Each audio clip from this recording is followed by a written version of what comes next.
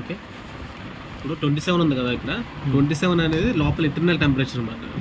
So లోపల ఎంత అయితే టెంపరేచర్ ఉందో ఇక్కడ మనకి డిస్ప్లే అవుతుంది. సో ప్రెసెంట్ 27 ఉంది. ఒక్కసారి కూలింగ్ ఆన్ అయిన తర్వాత ఏమవుతుందంటే డిక్రీజ్ అవుతుంది, టెంపరేచర్ డిక్రీజ్ అవుతుంది కదా. సో 27 ఉంది, 27, 25, 24, 23 అలా మనం సెట్ టెంపరేచర్ పెట్టాం. సెట్ టెంపరేచర్ వరకు వెళ్తుంది అన్నమాట. 4 degrees అయితే 4, 3 degrees అయితే 3 అలా వెళ్తుంది అన్నమాట. సో ప్రెసెంట్ హై టెంపరేచర్ ఉంది, హెచ్టీ అంటే హై టెంపరేచర్. సో ఇప్పుడు ప్రెసెంట్ ఉన్నప్పుడు యాంబియంట్, ఇప్పుడు చూపించేది యాంబియంట్ టెంపరేచర్ అంటే ఎంత ఉందో అది చూపిస్తుంది. సో హై నుంచి లోకి వెళ్తుంది. సో సెట్ టెంపరేచర్ 4 మనం హై నుంచి లోకి వెళ్తుంది కదా. సో హై టెంపరేచర్ చూపిస్తుంది. వన్స్ మన సెట్ టెంపరేచర్ రీచ్ అవ్వగానే ఆటోమేటిక్ కట్ ఆఫ్ అయిపోతుంది. సో ఇనీషియల్గా హెచ్టీ అనేది ఇండికేషన్ వస్తుంది అన్నమాట. సో ఈ లైట్స్ అనేది ఏంటంటే కంప్రెసర్ లైట్ ఒకటి, స్టార్ నుంచి కంప్రెసర్, ఇంకోటి బజర్. సో ఇది ఏంటంటే ఇప్పుడు ఇంకా కంప్రెసర్ ఆన్ అవ్వాలి. కంప్రెసర్ ఆన్ అవ్వడానికి 3 minutes 4 minutes 3 minutes టైం పడుతుంది. 3 or 2 minutes టైం పడుతుంది మనం సెట్టింగ్ చేసుకున్న దాన్ని బట్టి.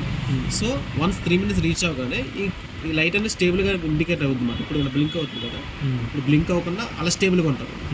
స్టేబుల్గా ఉన్నప్పుడు కంప్రెసర్ ఆన్ అయినట్టు. ఓకే, కంప్రెసర్ ఆన్ అయినట్టు. ఇంకోటి ఏంటంటే బజర్ ఉంటుంది. బజర్ ఏంటంటే కీ కీ కీ కీ సౌండ్ వస్తుంది. అది ఈ లైట్ ఉన్నప్పుడు బజర్ ఆటోమేటిక్ సౌండ్ వస్తూ ఉంటుంది. సో ఈ బజర్ ఆఫ్ అయిందంటే హెచ్టీ అని ఉంది చూడు, హెచ్టీ పోతే అది హెచ్టీ అలారం క్లియర్ అయిపోతే ఈ బజర్ ఆటోమేటిక్గా ఆఫ్ అయిపోతుంది. సో బజర్ ఎప్పుడు వెలుగుతుందంటే ఏమైనా అలారమ్స్ కానీ, హై టెంపరేచర్ కానీ, లో టెంపరేచర్ కానీ, ప్రోబ్ ఫెయిల్యూర్ కానీ, సంథింగ్ ఏమైనా మాల్ ఫంక్షన్ కానీ, ఇంకా రిలే కంప్రెసర్ ఏమైనా పోతే అప్పుడు ఈ లైట్ వెలుగుతుంది. అంటే అలారం వార్నింగ్ ఇస్తుంది మనకి, ప్రోబ్ ఫెయిల్యూర్ అని చెప్పేసి. ఇది వచ్చేసి స్టాండ్ బైగా నిలబడితే కంప్రెసర్ ఆన్ అయినది. అర్థమైందా? దీంట్లోనే పారామీటర్స్, డిస్ప్లే పారామీటర్ కండిషన్ ఏంటంటే just temperature, alarm lights and lights, buzzer. Okay, దీని మోడల్ వచ్చి 7515P. ఈ మోడల్లో 7515Pలో బజర్ అలారం ఆప్షన్ ఉంటుంది. ఇంక వేరే దానికి అలారం ఆప్షన్ లేదు సబ్-జీరోలో. సో మీకు ఎప్పుడైనా అలారం కావాల్సి వస్తే 7515P అనే మోడల్ తీసుకోవాలి. ఓకేనా? సో ఇందులో 4 పారామీటర్స్ ఉంటాయి. Up arrow, down arrow, reset and mute, ఇది set, green set. So in case మీరు సెట్ చేసుకోవాలి, టెంపరేచర్ సెట్ చేసుకోవాలనుకుంటే సెట్ని లాంగ్ ప్రెస్ చేయాలి. ఇలా లాంగ్ ప్రెస్ చేస్తే ఇక్కడ మీకు ఇలా బ్లింక్ అవుతూ ఉంటుంది. సో బ్లింక్ అవుతుందంటే సెట్ టెంపరేచర్ మనం ఏదైతే సెట్ చేసామో ఆ సెట్ టెంపరేచర్ పెట్టుకోమని చెప్తుంది. సో ఇంక్రీజ్ 5 పెట్టాం. 5 పెట్టిన తర్వాత ఒకసారి ప్రెస్ చేస్తే సెట్ అయిపోతుంది. ఇలా డాష్ సెట్ అయిపోతుంది. సో ఇప్పుడు కంప్రెసర్ లైట్ వెలిగిందంటే కంప్రెసర్ ఆన్ అయినట్టు. ఓకేనా? మీరు ఇలా ఫ్రిడ్జ్ టచ్ చేసిన సరే మీకు తెలుస్తుంది, గర్ర సౌండ్ వస్తుంది అంటే కంప్రెసర్ ఆన్ అయినట్టు. ఓకే, సెట్ అర్థమైంది కదా. సెట్ లాంగ్ ప్రెస్ వచ్చిందాన్ని ఇంక్రీజ్ డిక్రీజ్ చేసుకోండి. సెట్ ప్రెస్ చేసుకోండి. ఇప్పుడు ఇంకో బజర్ వస్తుంది, కేక్ బజర్ వచ్చినప్పుడు ఈ బటన్ని లాంగ్ ప్రెస్ చేసి ఉంచండి.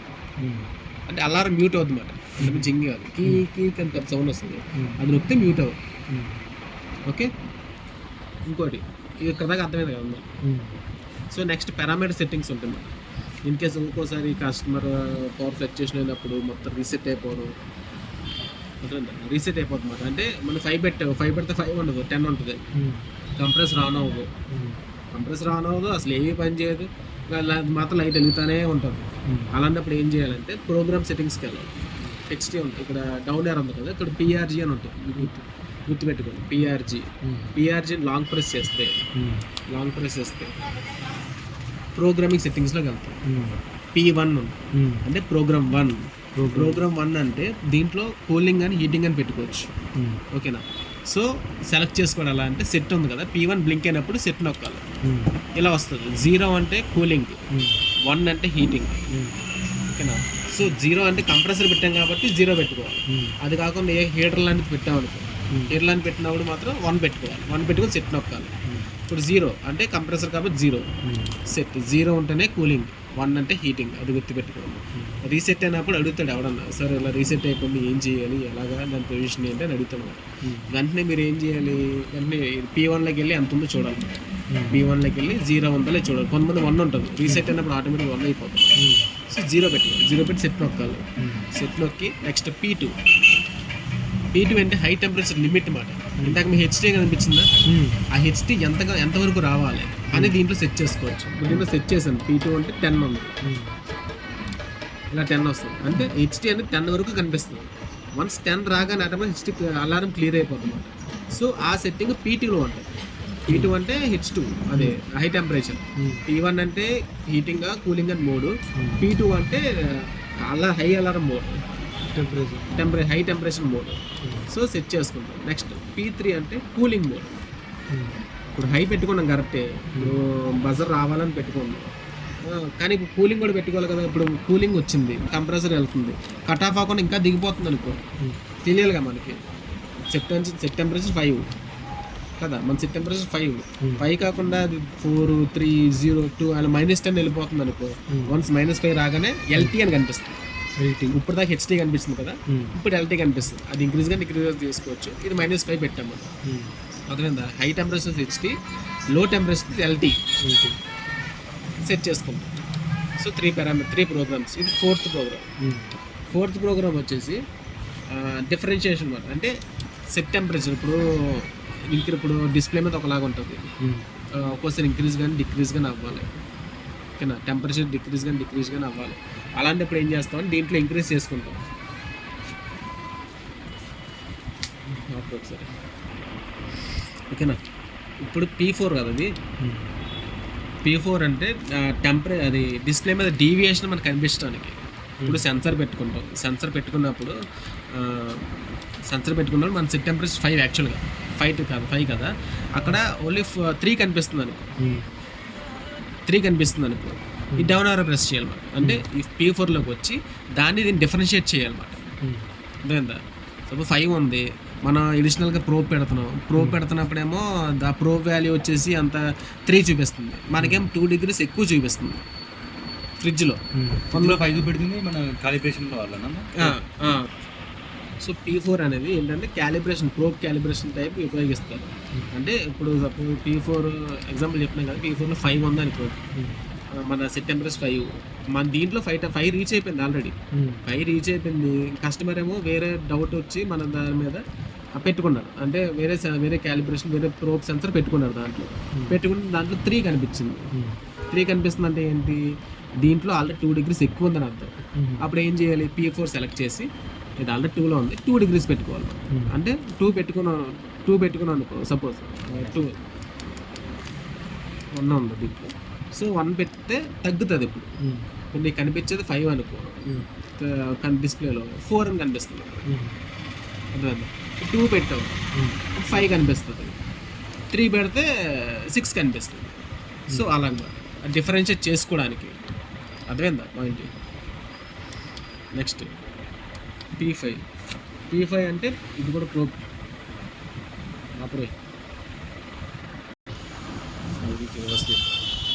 ప్రోగ్రామ్ మోడ్కి వెళ్తాం కదా, డౌన్ ఏరో ప్రోగ్రామ్ మోడ్.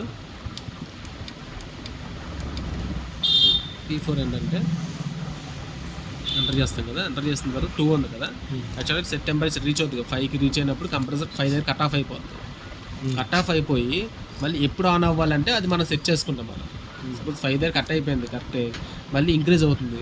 అంటే బయట యాంబియంట్ ఎయిర్ తగిలినప్పుడు ఇంక్రీజ్ అవుతుంది, అంటే 6, 7 వెళ్ళిపోతుంది, 7, 8 అలా వెళ్ళినప్పుడు మళ్ళీ దీనికి కూలింగ్ అవ్వరా అని చెప్పి మరి కమాండ్ అవ్వాలి కదా. దీనికి కమాండ్ అవ్వాలంటే ఎంత డిగ్రీస్లో కమాండ్ అవ్వాలి అన్న దాని గురించి ఇది. సో 2 అంటే అనుకో, 7 రాగానే ఆటోమేటిక్గా ఆన్ అవుతుంది. అదేనా, 7 రాగానే ఆటోమేటిక్ కూలింగ్ ఆన్ అవుతుంది. అలా కాదు, నాకు 7 వద్దు, 1 degree చాలనుకో, 1 degree అనుకో, వన్స్ 5 degree దాటి 6 degrees వెళ్ళగానే కంప్రెసర్ ఆన్ అవుతుంది అన్నమాట. సో డిపెండ్స్ అపాన్ దీన్ని మనం సెట్ చేసుకున్న విధానం బట్టి. అదేందా? Next P5. ఇప్పుడు P5 ఇందాక చెప్పాను చూడండి, ఇందాక సెట్ టెంపరేచర్ డీవియేషన్ చేసుకోవడానికి. సో 3 కావాలనుకో, సపోజ్ 3 కావాలంటే 5 ఉండి 3 అంటే తగ్గించుకోవాలి, -2 పెట్టుకోవాలి. లేదా అలా కాదు, మాకు ఎగ్జాక్ట్గా లేవాలంటే 0 పెట్టుకోవాలి. మామూలుగా దీంట్లో ప్రోబ్ క్యాలిబ్రేషన్ చేసి వస్తుంది, 2 degrees ఉంటుంది. 2 degrees అంటే ఎగ్జాక్ట్గా 5 దీంట్లో చూపిస్తుంది అన్నమాట. నువ్వు ప్రోబ్ పెట్టినప్పుడు డీవియేషన్ ఉంటే దీంట్లో మార్చుకోవచ్చు. అదేవిధంగా నెక్స్ట్ P6 ఏంటంటే కంప్రెసర్ టైమ్ అండ్ ఆఫ్ మాట. సో P6 అనేది కంప్రెసర్ ఎన్ని నిమిషాలుగా ఆన్ అవ్వాలి. ఇప్పుడు నువ్వు స్విచ్ చేసిన తర్వాత లైట్ బ్లింక్ అవుతుందా, ఇలా బ్లింక్ అవుతుంది కదా, అది ఎన్ని నిమిషాలుగా ఆన్ అవ్వాలి. 3 minutesగా, 2 minutesగా, లేదంటే కంటిన్యూస్గా ఆన్లో అవ్వాలా అనే దాని గురించి. సో 3 ఉంది, యాక్చువల్లీ 3 ఉంది ఇక్కడ. సో 3 minutes, 3 అంటే మినిట్స్, మాకు 3 వద్దు 2 కావాలి అంటే 2 పెట్టుకుంటాం. 2 పెట్టుకుంటాం. లేదు 1 కావాలంటే 1 అంటే కంటిన్యూస్ ఆన్లో ఉంటుంది. 0 అంటే 0 అంటే కంటిన్యూస్, 1 అంటే 1 minute తర్వాత ఆన్ అవుతుంది అన్నమాట. జనరల్గా 3 minutes పెట్టుకోవాలి. 3 minutes పెట్టుకుంటే ఏంటంటే ప్రెజర్ పడదు, టైం తీసుకుంటుంది, హీట్ అయినా సరే ఆగుతుంది, కొంతసేపు ఆగిన తర్వాత 3 minutes తర్వాత ఆన్ అవుతుంది. మనం 0లో పెట్టాలి. కంటిన్యూస్గా ఆన్లో ఉన్నప్పుడు ఏమవుతుందంటే ప్రెజర్ ఎక్కువై, బర్డెన్ ఎక్కువై, హీట్ ఎక్కువై, మేబీ ఒక్కోసారి పోయే ఛాన్సెస్ కూడా ఉన్నాయి. ఓకేనా? సో అది టైం. సో మీకు అర్థమైంది, ఇప్పుడు దాకా అర్థమైందా? P1 వచ్చేసి heating are cooling mode, P2 వచ్చేసి హై టెంపరేచర్ లిమిట్ సెట్ చేసుకోవడం, P3 వచ్చేసి లో టెంపరేచర్ లిమిట్ సెట్ చేసుకోవడం, P4 వచ్చి టైం ఎప్పుడు కంప్రెసర్ ఎప్పుడు ఆన్ అవ్వాలి, ఎంత టైంకి ఆన్ అవ్వాలి, ఏ డిగ్రీస్ దగ్గర ఆన్ అవ్వాలి సెట్ చేసుకోవడం, P5 వచ్చి ప్రోబ్ క్యాలిబ్రేషన్, అంటే హై టెంపరేచర్, లో టెంపరేచర్, బయట ఉన్న టెంపరేచర్ మ్యాపింగ్ చేసుకోవడం, P6 వచ్చేటప్పటికి కంప్రెసర్ ఎంత టైంకి ఆన్ అవ్వాలి, ఎన్ని మినిట్స్కి ఆన్ అవ్వడానికి ఈ మ్యాక్సిమం ఈ ప్రోగ్రామ్ సెట్ చేస్తాం. నెక్స్ట్ LP అంటే కీప్యాడ్ లాక్, ఇక్కడ ఉంది కదా, 1 పెట్టామనుకో కీప్యాడ్ లాక్ అవుతుంది, సెట్ చేస్తే లాక్ అవుతుంది. ఓకేనా? సో లాక్ 0 అంటే అన్లాక్, 1 అంటే లాక్. సో FA అంటే ఫ్యాక్టరీ రీసెట్. సో నేను దాన్ని చెప్పాను కదా, మొత్తం ఒకేసారి రీసెట్ అయిపోతే, ఫ్యాక్టరీస్ రీసెట్ అయిపోతే, ఒక్కోసారి సబ్-0 మాల్ ఫంక్షనింగ్ అయి పని చేయకపోవచ్చు. అప్పుడు ఏం చేయాలి, సెట్ నొక్కాలి, సెట్ నొక్కి 1 నొక్కి సెట్ నొక్కితే రీసెట్ అయిపోతుంది. అప్పుడు ఇప్పుడు నేను చెప్పిన ఫంక్షనింగ్ అని ఫస్ట్ నుంచి లాస్ట్ దాకా చేశారనుకో, సెట్ చేశారనుకో, మళ్ళీ యాజ్ ఇట్ ఈస్గా పని చేస్తుంది. లేదు అయినా పని చేయట్లంటే కొత్త కంట్రోలర్ మార్చుకోవాలి.